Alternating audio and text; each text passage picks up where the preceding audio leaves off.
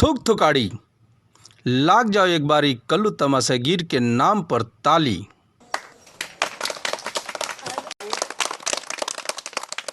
मेहरबान कदरदान साहिबान, ए देखा लो आगे बात कल्लू तमाशागीर। ऐसा बस ऐसा बस यही देखा भैया माता बहन के तरफ से आज मिल गई इतना पैसा, बस इतना ही पैसा मिला। बड़ी कठिन के बड़ी दुख की बात बा, का करी हम। ए चाचा ए माता ए बहन सारा लोग आ जा लो, कल्लू तमाशा वाला आप लोग के दरबार में आ गइल बा।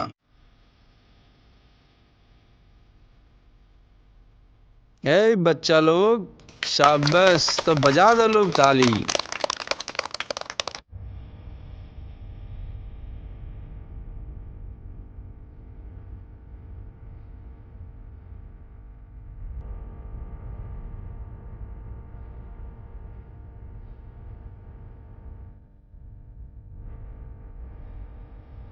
उफ,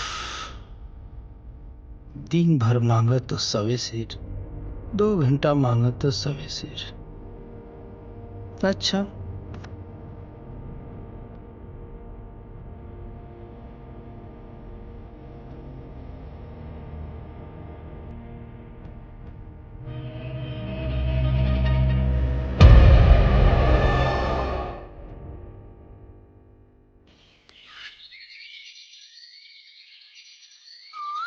का करी हम, तमाशा दिखावत दिखावत तो हम परेशान हो गए बानी।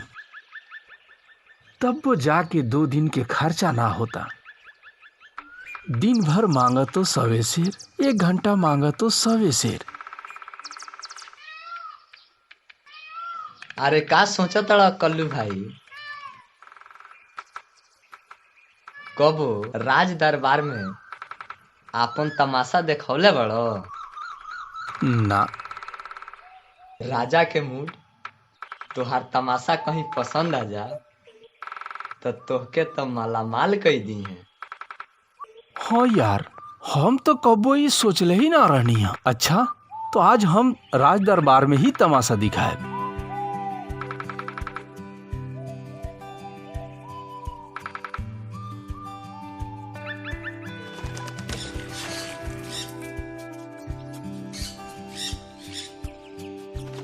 सन्नू, ए मन्नू। जी पिताजी। तो हम लोग तैयार हो गए बड़ा लो? जी पिताजी, हम दोनों भाई तैयार हो गए बनी जाए। आज कहाँ चला हुआ पिताजी? हमनी के चले के आज राज दरबार, वहाँ ढेर कुछ मिल जाई, आ हमनी के खाए खातिर कुछ इंतजाम हो जाई एक के दिन में। ठीक बा पिताजी, चले के।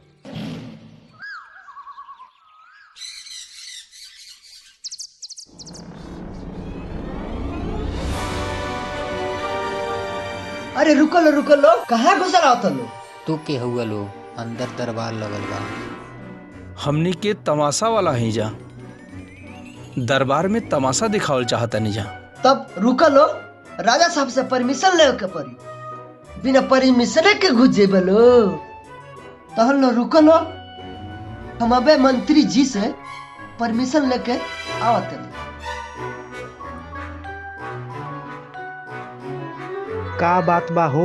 कोनो तमाशा वाला आइल बा, राज दरबार में तमाशा देखावल चाहता। अच्छा रुको, हम अभी महाराज से पूछ के बतावतानी। महाराज, तमाशगीर आइल बा, ऊ तमाशा दिखावल चाहता। हाँ हाँ, काहे ना, बुलाओ।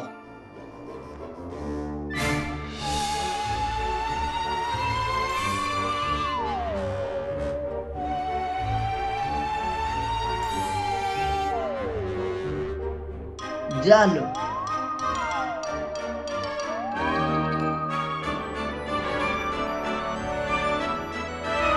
अच्छा बच्चा लोग, एक बार सच्चे दरबार के नाम पे लाग जाओ ताली। बेटा सन्नू, लियाओ थोड़ा हमरा मंत्र के छड़ी। बेटा मन्नू, लियावा हमार गुलाब जल, रख दे यहाँ। देखी भैया, आप लोगन के बीच में ई कल्लू कैसन तमाशा दिखावता। ई देखी, आप लोग के बीच में ई गुलाब जल दिखता। अगर ई लाल पानी बन जाए तो कैसन रही? बढ़िया रही। तो एकरा खातिर ताली बाजे के चाही। तो जब हम एकरा के यहाँ रख देतानी और हम गमछिया के ओढ़ा देहनी, का कहनी?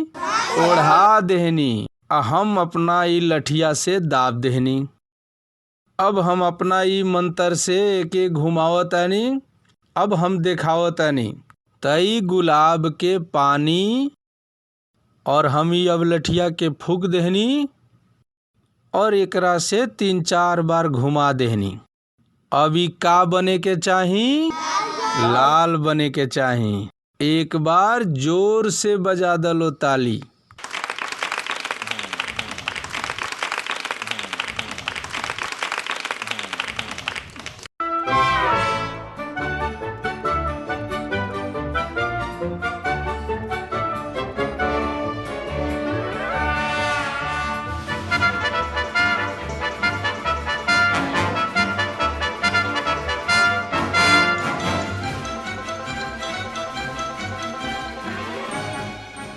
कहाँ से कहाँ हम राज दरबार में नहीं हम। आज तो हमने के उपास ही सूते के पड़ी। अच्छा सन्नू मन्नू, चलल जाओ। प्रणाम। ए तमाशा वाला, रुको। सुनो, हमके तमाशा ऐसन दिखावो जवन ना आज तक कहीं भइल होखे और ना आज तक केहू देखले होखे।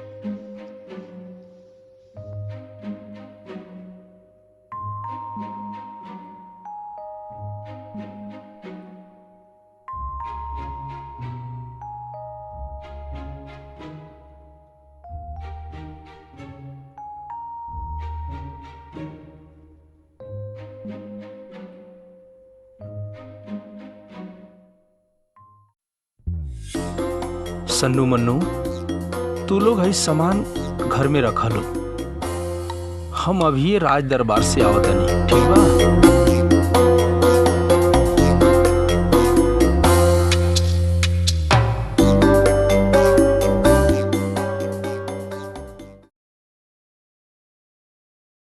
अरे अभी गईला, अभी आ गईला। अरे हमके कुछ महाराज जी से बात करे के बा। अच्छा ठीक बा, रुका।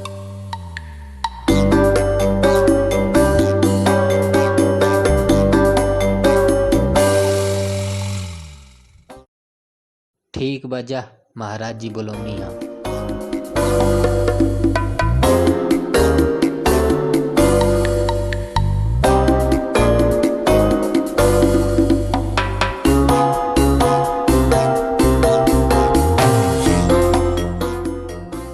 हाँ बोलो, का बात बा? महाराज, आप वाला तमाशा के पता लाग गई, बाकी रो में कुछ खर्चा लागता। खर्चा के चिंता मत करो। कितना लागता? हुजूर, इहे कुछ 20-25 हजार लागता। अरे पैसा के चिंता छोड़ो, 25 के जगह 50 ले जा। बाकी हम के तमाशा वैसने चाही। ठीक बा हुजूर। मंत्री जी, खजाना से पैसा निकाल के इनका के 50,000 रुपया दे दी। भैया, अभी ले बाबूजी ना अइले, बड़ा भूख लागल बा। हाँ मन्नू, बड़ा देर हो गई, भूख तो हमरो लागल बा।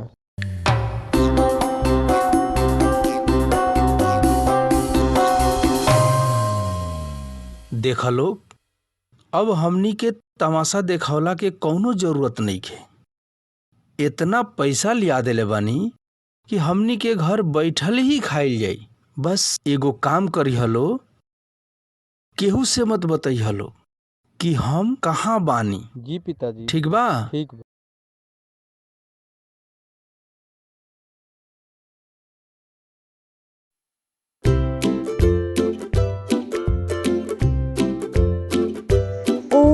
नमः शिवाय। ओम नमः शिवाय। ओम नमः शिवाय। ओम नमः शिवाय। ओम नमः शिवाय। ओम नमः शिवाय। ओम नमः शिवाय। ओम नमः शिवाय। ओम नमः शिवाय। ओम नमः शिवाय। ओम नमः शिवाय। ओम नमः शिवाय। ओम नमः शिवाय। ओम नमः शिवाय।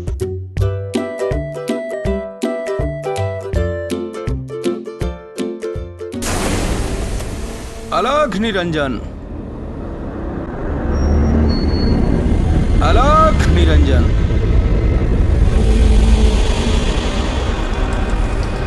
प्रभु की जय हो, प्रभु की जय हो। आज हमार जीवन सफल हो गई। हम तोहरा भक्ति से इतना प्रसन्न हो गइल बानी कि हमके प्रगट होखे के पड़ल ह। वो तोहरा के जीते जी स्वर्ग में ले जाए खातिर। प्रभु आपके दर्शन पाके हम धन्य हो गइल बानी। भक्ति, तोहरा स्वर्ग में जाए से पहले एगो पुण्य के काम करे के पड़ी। तोहरा ई कुटी के जितना भी धन संपत्ति बा, ओमे से आधा हिस्सा गरीब कल्लू तमसेगीर के लइकन के नामे करे के पड़ी, दान के रूप में। जैसन आपके आज्ञा प्रभु। अलख निरंजन।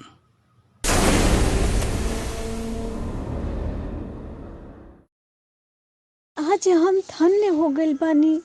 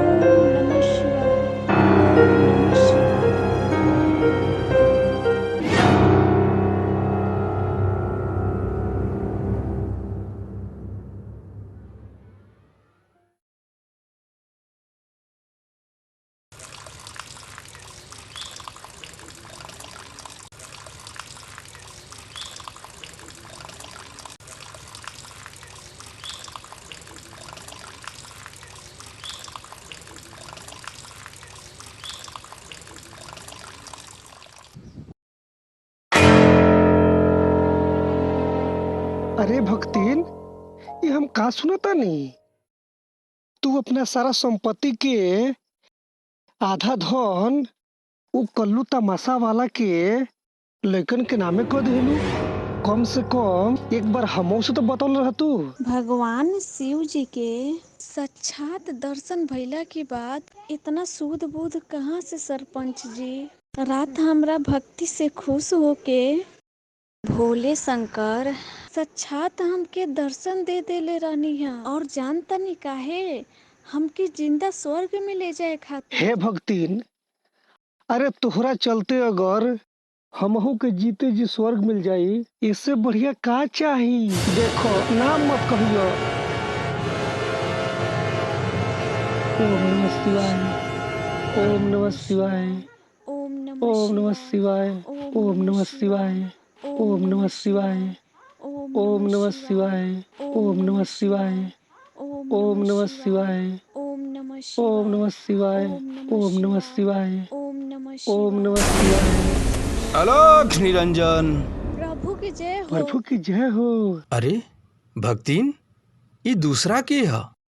यहाँ के गांव के सरपंच हैं, बड़ी नेक इंसान हैं। अच्छा, तो कह दो इनसे कि अपने आधा हिस्सा कलुआ के लइकन के नामे करके स्वर्ग में जाए खातिर आ जाए। प्रभु की जय प्रभु हो। की जय हो।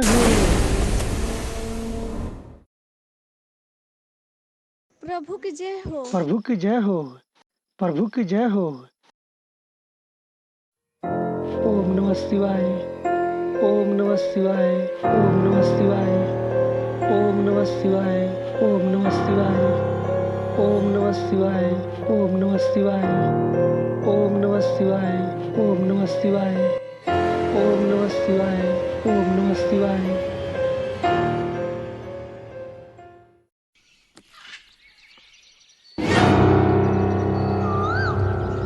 अरे यार सरपंच, ई हम का सुनतानी? तू अपन आधा जायदाद ऊ कलुआ की लइकन की नामे कर देहला। हाँ यार, तू ठीक है सुन लहा। वो कलुआ के लइकन के आधा हिस्सा देहला से जीते जी स्वर्ग के प्रतिभा हैं?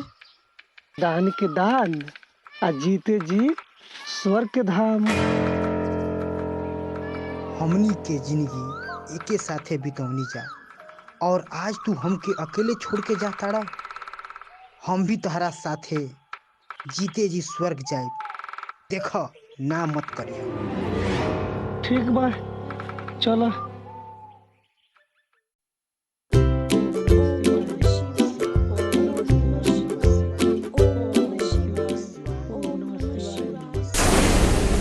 अलग निरंजन।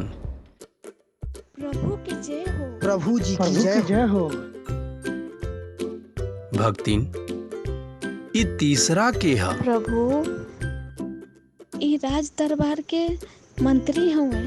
अच्छा, अब का हम बताई? हम तोहरा भक्ति पर इतना प्रसन्न हो गए बानी कि तोहार बात हमसे काटल नहीं खे जात। ठीक बा, त कह दे इनसे आपन हिसाब किताब राजा से करा के आधा हिस्सा उ लइकन के नामे करा के आवस। तहन लोग खातिर हम स्वर्ग में जगह बना के आवतन। प्रभु की जय हो।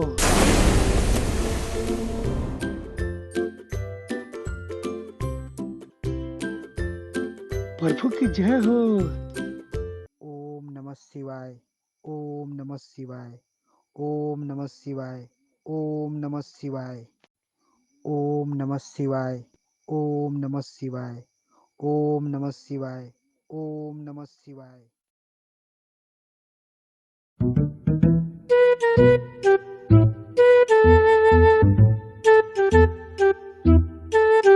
दोपहर हो गई, मंत्री जी के कोनो अभी ले आता पता नहीं चला।